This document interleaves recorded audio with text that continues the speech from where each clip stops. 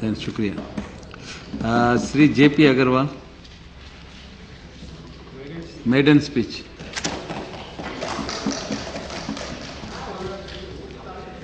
आदरणीय उपसभापति जी, मैं आपका हृदय से धन्यवाद करता हूं कि मुझे आपने मौका दिया बोलने का। मैं लोकसभा से राज्यसभा तक पहुंचा, कुछ समय लगा और मुझे यहां बैठकर बहुत सारी, ठीक है, आप सामने आके भी बोल सकते हैं, बहुत सारी बातें सुनने का मौका भी मिला। मेडन स्पीच है, सामने आ जाइए। एक ही बात है सर, मैं कंफर्टेबल है। वहां से थोड़ा दिक्कत। राष्ट्रपति जी के अभिभाषण पर मैं अपना समर्थन करता हूं। कांग्रेस और इस देश के इतिहास को अलग नहीं किया जा सकता। कांग्रेस की आज़ादी की लड़ाई से पहले का इतिहास और कांग्रेस का आज़ादी के बाद का इतिहास बड़ा गौरवपूर्ण रहा है। हमेशा ही यहाँ के गरीब आदमी कांग्रेस के साथ जुड़े। आज़ादी से पहले के इतिहास में कांग्रेस के कितने ही नेता ऐसे हैं जिन्होंने अपनी जान गंवाई और इस देश को आज़ादी दिलाई। शायद उस समय जो लोग आज टीका टिप्पणी करते हैं, जो कांग्रेस को बुरा भला कहते हैं, शायद उनमें से कोई भी उस समय मौजूद नहीं था। अगर इतिहास की वो लड़ाई ना होती, अगर जलियांवाला बाग ना होता, अगर कांग्रेस के नेता और कार्यकर्ता उस लड़ाई में नहीं कूदते, तो शायद इस देश को इतनी जल्दी आज़ादी मिलने वाली नहीं थी। सर, मैं ये बात इसलिए कहना चाहता हूं कि जो लोग आज हमें रास्ता दिखाने की कोशिश करते हैं, जो लोग ये समझते हैं कि कांग्रेस अपने रास्ते से भटक गई, तो शायद वो गलत हैं, क्योंकि इस देश के लिए कुर्बानी देने वाले कांग्रेस ही थे और कोई दूसरी पार्टी नहीं थी उस समय। जो लोग आए वो बाद में आए हैं, वो इतिहास में अब पैदा हुए हैं, लेकिन कांग्रेस ने जहां पहले दिशा दी, वहां आज भी कांग्रेस देश को एक सही दिशा पर ले जाने की कोशिश कर रही है। कांग्रेस गरीबों की साथी है, कांग्रेस कमजोर लोगों की साथी है। जब से आज़ादी के बाद कांग्रेस की सरकारें बनी, रोजी कपड़ा और मकान, रोटी कपड़ा और मकान, ये तीन बातें बुनियादी कांग्रेस के असूल रहे हैं। वो चाहते थे कि देश संपन्न हो, वो चाहते थे कि लोगों को रोजगार मिले, छोटे उद्योग बढ़े, और उसी की तरफ उन्होंने आगे काम किया। अभी कुछ बातें, नहीं, it is a tradition not to disturb. आप बोलिए। कुछ बातें कही गई जिसमें डॉक्टर मनमोहन सिंह जी के लिए कहा और सोनिया जी के लिए भी कहा। तो दुनिया के इतिहास में शायद कोई दूसरा ऐसा व्यक्ति नहीं होगा जिसने अपने लिए सीट छोड़ दी हो, जिसने कहा मैं प्रधानमंत्री नहीं बनना चाहती, और उन्होंने डॉक्टर मनमोहन सिंह को प्रधानमंत्री बनाया हो। शायद ये इतना बड़ा फैसला दुनिया में किसी के देश में किसी भी नेता ने नहीं लिया होगा। तो आज वो भावना को समझते हुए, उस भावना को हमें अप्रिशिएट करना चाहिए। ये कहना चाहिए कि हाँ, अगर हम कुर्बानी दे सकते हैं तो हम देश को आगे ले जाने के लिए अच्छी नीतियां भी बना सकते हैं। जिस समय उन्होंने डॉक्टर मनमोहन सिंह को चुना तो दुनिया के हर देश ने तारीफ की। हमारा इतिहास है, हमारा इतिहास अच्छा रहा है, हम मजबूत हैं, हमारे इरादे मजबूत हैं, और वही सारी बातें राष्ट्रपति जी के अभिभाषण में कही गई हैं जिसको लेकर हम आगे चलना चाहते हैं।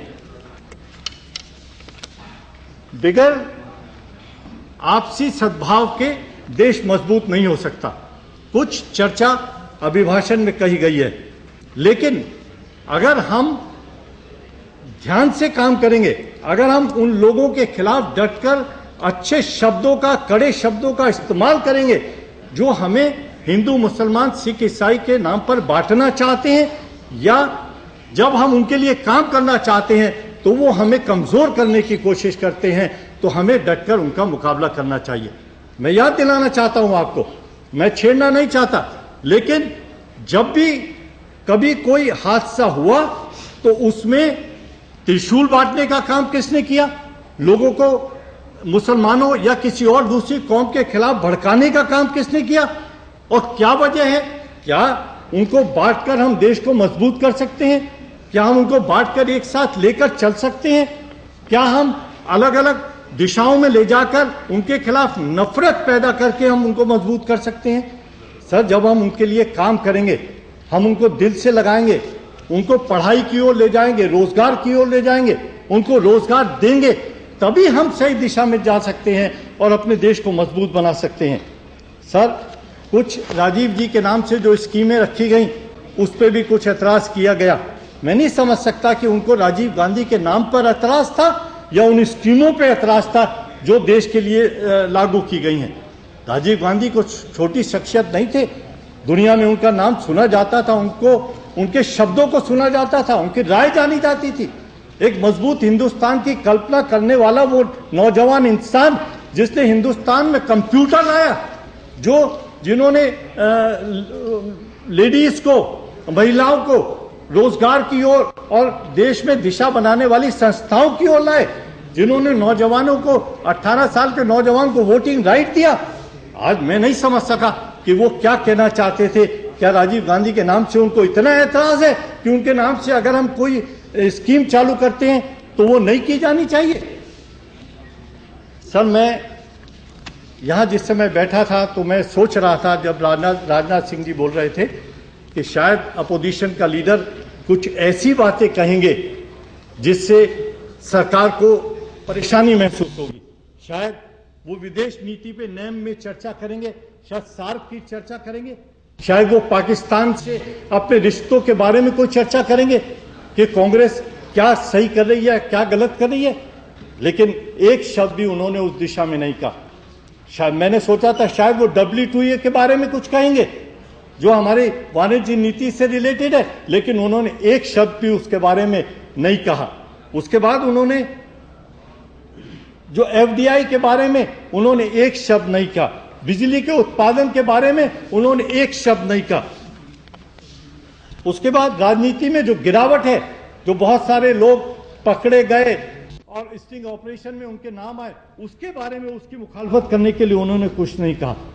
जिस तरह उत्तर प्रदेश में जो चुने हुए नुमाइंदे हैं उनके कत्ल हुए, राजनाथ सिंह जी उत्तर प्रदेश के, इसलिए मैं इसे मेंशन करना चाहता हूं, उसके बारे में उन्होंने एक शब्द भी नहीं कहा।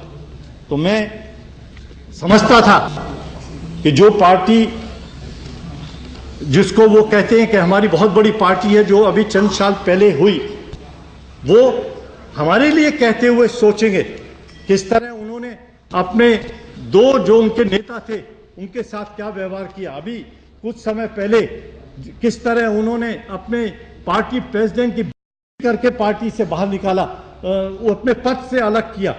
तो वो हमारा मुकाबला किसी सूरत पे नहीं किया जा सकता। हमने हमारे नेता और देश के लिए काम करते रहे हैं, दिशा देते रहे हैं। निकाल दिया नहीं निकाल दिया है वो।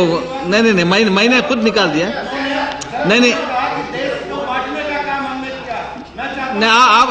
आप बोलेंगे ना, तो आप बोलेंगे तब बोलिए प्लीज। आप अपने देखिए बोलिए, खुलासा करिए सर। जहां नहीं आप सुनिए, देखिए जरा परंपरा या इस देखिए, नहीं आप देखिए, आप बैठिए। नहीं वो क्या बोलेंगे, आप और मैं नहीं कहेंगे ना। सर, कुछ बातें जो मैं चाहता था कि उस अभिभाषण में हो या सरकार का ध्यान जिसमें दिलाना चाहता हूं, तो एक उसमें से एक है कि दिल्ली को पूर्ण राज्य का दर्जा दिया जाना चाहिए, क्योंकि दिल्ली के अपने फैसले दिल्ली वाले नहीं ले सकते। सिर्फ असेंबली से काम नहीं चलेगा। दिल्ली में पहले कमेटी रही, फिर कॉरपोरेशन बनी, फिर मेट्रोपॉलिटन काउंसिल बनी, फिर असेंबली दी गई। लेकिन आज जो हालात दिल्ली में इस समय हैं, उसके लिए ज़रूरी है कि यहाँ एक मजबूत सरकार हो। मजबूत सरकार जब ही हो सकती है जब हमें अपने फैसले लेने का हक दिया जाए।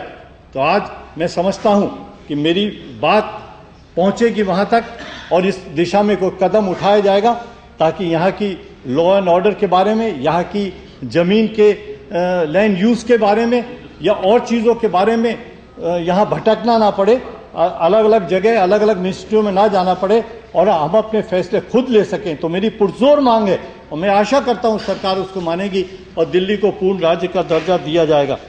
सर, दूसरा कंप्यूटर एजुकेशन के बारे में है, जो इसका जिक्र शायद इसमें नहीं है। आज दुनिया बहुत दूर जा रही है, बहुत तेजी से बढ़ रही है। आज अगर हम अपने बच्चों को स्कूलों में कंप्यूटर एजुकेशन नहीं देंगे तो शायद वो बहुत पीछे रह जाएंगे। आज 4 साल का बच्चा भी कंप्यूटर चलाना जानता है, और कंप्यूटर ऐसी चीज है जो जरूरत की चीज है, और आगे एजुकेशन में अगर उसे शामिल किया जाएगा तो उससे बहुत लाभ होगा और हमारे नौजवानों को आगे जाकर उसमें अपनी जीवन में कोई कमी महसूस नहीं कर पाएंगे। सर, तीसरा कॉमनवेल्थ गेम्स के बारे में है कि जिसका शायद इसमें जिक्र नहीं है। कॉमनवेल्थ गेम्स 2010 में होने वाले हैं दिल्ली में, लेकिन उसकी क्या तैयारी हो रही है? अभी जब हम देखते हैं जो हमारी स्पोर्ट्स बॉडीज हैं उनके हालात बहुत खराब हैं, कोई भी उस दिशा में काम करने को तैयार नहीं है। हमारा इतना बड़ा हिंदुस्तान है, इतनी लंबी चौड़ी सड़कें हैं, लेकिन एक भी धावक हमारा ऐसा नहीं है मिल्खा सिंह के बाद जिसने अभी तक कोई मेडल लिया हो। कोई भी तैराक हमारा ऐसा नहीं है, जबकि इतनी बड़ी हमारी बाउंड्री है, चारों तरफ समुद्र हैं, इतनी बड़ी बड़ी नदियां हैं, लेकिन हमारे तैराक कोई मेडल लेकर नहीं आ सकते। हॉकी में हमारा नाम था, लेकिन आज की तारीख में हम उसमें भी बहुत पीछे हो गए। उसके बाद फुटबॉल देख लीजिए। तो क्या सरकार कोई ऐसी मजबूत संस्था बनाएगी या मिनिस्ट्री की तरफ से कोई ऐसा काम करेगी ताकि इन स्पोर्ट्स बॉडीज को सही किया जा सके?